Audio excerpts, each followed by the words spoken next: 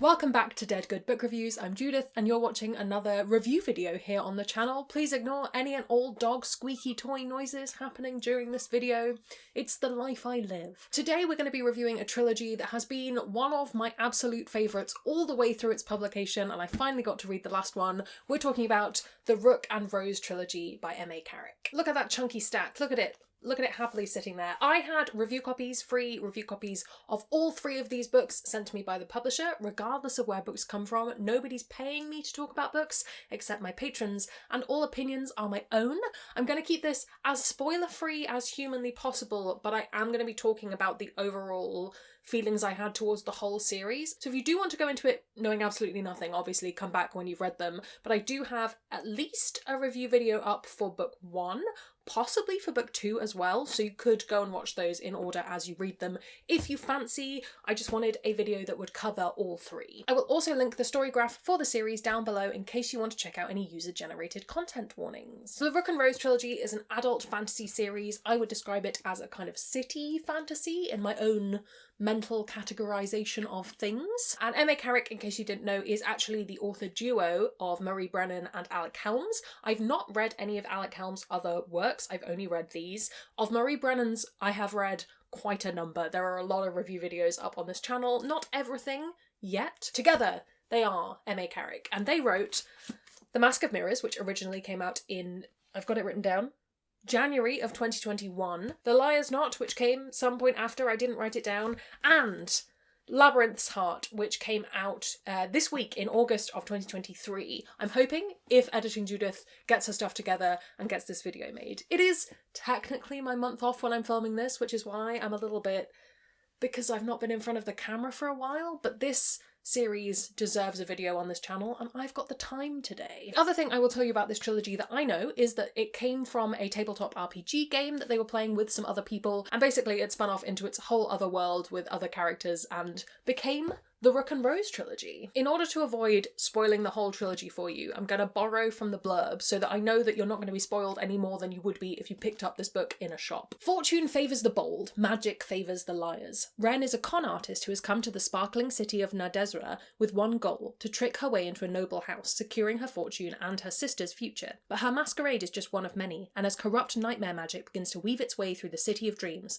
the poisonous feuds of its nobility and the shadowy dangers of its impoverished underbelly become tangled, with Ren at their heart. The Mask of Mirrors is the unmissable start to the Rook and Rose trilogy, a dazzling and darkly magical fantasy adventure. I am an absolute sucker for a con artist fantasy story. I love them, they bring me joy, they are exciting, I like the conflict that it brings about, always, especially in a long con story like this one. It completely drew me in, especially in book 1. If you like a con artist narrative that isn't just scrappy orphan kind of storytelling, this is definitely a series for you. One thing I definitely like about that element of the story is that you aren't given a character who is having to think on their feet right from the start. Obviously things come up in the moment that Ren has to deal with, and that is very exciting, but we meet Ren when the plan has already been established, so we're almost already in that stage of the heist story where we're getting the flashbacks to the plan being set up, which is great fun. That shifts as the series goes on. Obviously we've got 3 very large books here, it's not all one con,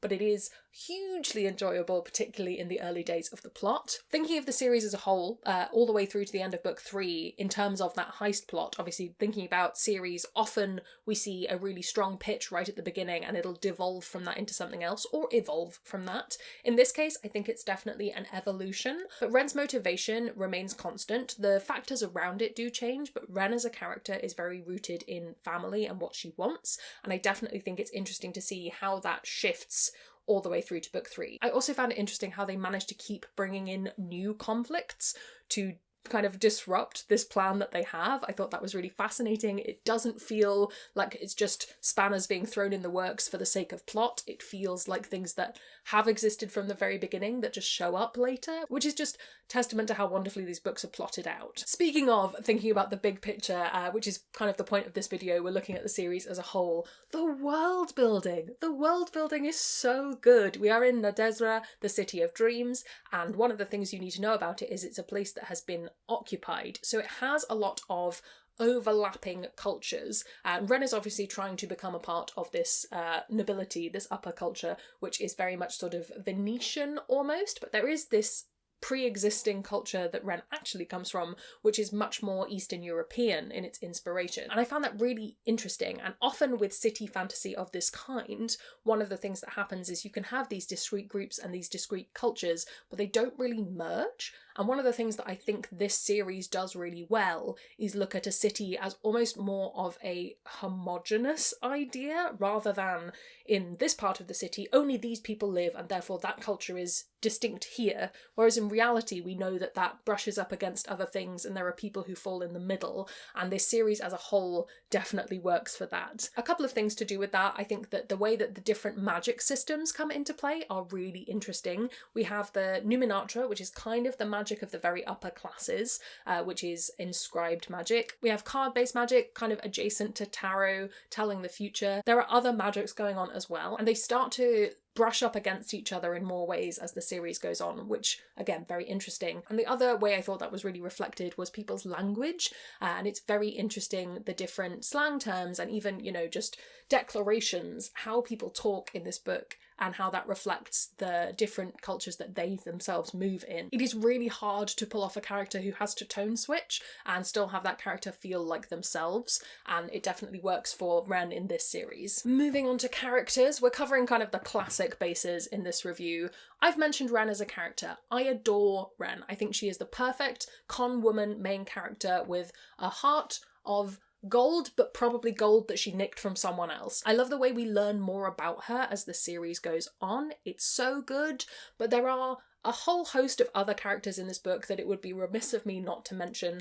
As an ensemble cast, it is just wonderful. If it were a TV series, it would not be a TV series just about Ren. And that's one of the things I love about these big chunky fantasy series, is really getting into everyone else. So we have Ren's family, her sister, who's mentioned on the blurb, so I can talk about her here, Tess. She is fantastic. She is a seamstress extraordinaire. I talked about this in my very early on reviews. One of the things I love about this series is the attention to sewing, which comes into it, which is, oh, it's just wonderful. One of the things I said in my review of the first book is I wanted more from Tess, and you definitely get more from Tess as the series goes on. Still not enough, but you do get more. There are also characters that Ren meets from all different parts of the city, and I don't want to get into too many of them here because then we're really just in a spoiler review at that point, and I don't really want to do one of those. I think I might do a live stream for it at some point. Once Angela's read the book, I'll persuade Angela to talk about it with me. Coming back to speaking about the trilogy as a whole, the way in which characters change in the way you feel about them as the book goes on is just so perfectly written. There are characters in book 1 that I felt like I would never come around to them, they would always suck, and by the end of book 3 I was feeling a found family type of way about them, which was very strange, especially because I reread them all almost back to back for this review, but it was definitely an enjoyable experience and it's definitely earned. I knew I liked characters that Murray Brennan wrote, but in this I think you really see just a whole other level of creating interesting characters with cool motivations who do things and it makes sense when they do them. Great stuff. The only other thing I will mention, having now read book 3, is I was shocked by how emotional I got in book 3. I did a lot of crying. I wasn't expecting to. Did a lot of crying, and I think that is a testament to the emotional payoff of all 3 books. So if you're looking at this and going, that's an awful lot of pages, Judith, are we sure I need to read them all? You do. The emotional payoff, worth it. It's almost Robin Hobb levels of just catharsis in the narrative. Coming on to reasons you might not enjoy these, the other side of the coin, as it were, the other side of the mask maybe, to be on theme. They are long, they are. They are all over 600 pages in paperback, I'm pretty sure. Are you over 600 pages? Yes, you are. Very much so. I personally didn't have a problem with that because I think I've read enough books of this kind, this sort of feel, that are this long, and they just take up that much time. Those things need to be set up. They don't feel slow. They don't feel boring. I never felt like I was dragging myself through plot that could have been a montage. But just to bear in mind, if you're planning on picking these up, you are committing to 3 times over 600 pages. So bear that in mind. I've not actually listened to the audiobooks for these, so I don't know what they're like, but I would say if you're the kind of person who normally gets stuck in long books like this, that would be an option for you. I already mentioned wanting more from some characters. I think that's just always going to be a thing in books of this length, because what you've decided to care about, or what I've decided to care about, and the characters that I want to see their epilogue isn't always what the authors decide, and at that point you just have to make the call of, I'm going to imagine a beautiful epilogue for this character, and I'm going to go forth with that knowledge of what I've put in my heart, especially now that the series is done and I can say, right, they've not said that, so I get to make up that in my mind. If you've read them, I'm talking about a very particular character, and if you ask me in the comments, I'll let you know. There are a few people that I maybe wanted a bit more from, but overall, I'm not mad at it. And lastly, there are some spooky elements to this story. There are some horror-adjacent moments. It isn't a horror series, but there are some spooky supernatural things going on, so just keep your comfort level in mind while reading these. I would say I've read much spookier books that were marketed as cozier fantasy, so bear that in mind. We're dealing with a city of dreams that can become a city of nightmares, is what I'll say on that. And obviously the content warnings will be linked below. Is there anything else I want to add at this stage? What have I forgotten to say? I always get to the editing point and I think of a bunch of things that I wanted to talk about. I think overall, I just want to say that I had a really great reading experience with all three of these books, which is not something that always happens with long series for me. Quite often I'll find one of them a bit of a drag, or I'll get a bit fed up towards the end and I should have moved on. This, it's so well written and so well paced, and the different things that keep getting introduced at various moments keep that momentum. There are always new antagonists, there's always new mysteries to explore, and there's always things to be revealed. Even on a reread where I know what's happening, it's still interesting the things that come to the forefront and the things that you get to enjoy. Just overall, in terms of enjoyment of sitting and reading a book, these are way up there for me. Other things you might want to read if you've enjoyed these, or vice versa.